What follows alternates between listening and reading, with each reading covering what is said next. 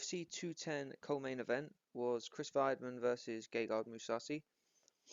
Now, it started off just how I expected. They kept their range, and then Weidman started shooting for takedowns and was quite successful in getting them. The first one looked incredibly easy, and from then on, he seemed to be able to get Mousasi down quite easily in the first round. Mousasi looked good off his back though, kept Chris's movement under control, stopped him transitioning to where he wanted to, was good with his underhooks. But the first round wasn't too entertaining. It was Weidman on top in bursts, then Mousasi scrambling back to his feet, landing a few jabs, landing a few shots, and then Weidman shooting again and ending up on top for a little bit. It seemed to follow the same trend all the way through. Now in the second round, well, coming out to the second round, you could see Weidman looked really, really tired. Well, I say really tired. He looked way more tired than he should for how much of the fight he'd fought, especially compared to Gegard. Gegard looked really fresh, looked like he was ready to go another 5 rounds at that pace, no problem. So they come out and Weidman doesn't look as effective on the takedowns, and he looks like he's labouring a bit more, but then does manage to get one, gets on top, looks good, almost sinks in a guillotine, and it's really, really close. It was really tight. Hand was under the chin, almost in, but Gegard stood straight up, stopped him sinking it in, and immediately started firing at him, started throwing shots, and managed to grab hold of his head.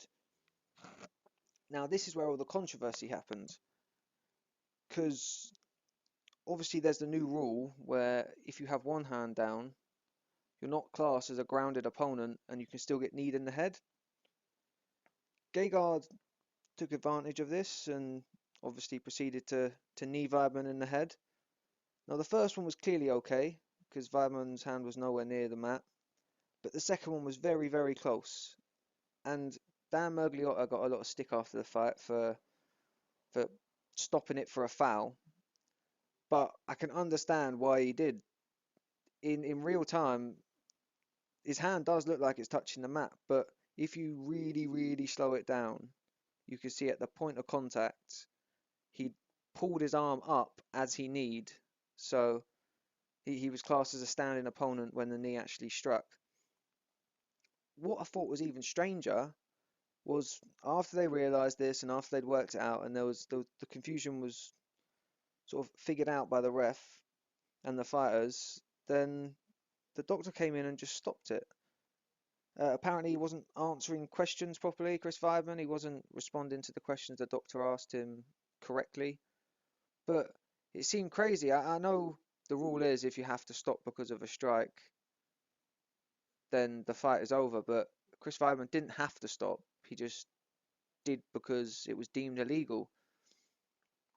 So I think it's crazy the fight was stopped, and I really do feel for Chris Weidman. He looked tired and he looked like Gegard was about to start taking over, but still, to have it stopped like that is terrible, and is not his fault. He shouldn't be punished because the referee made a mistake.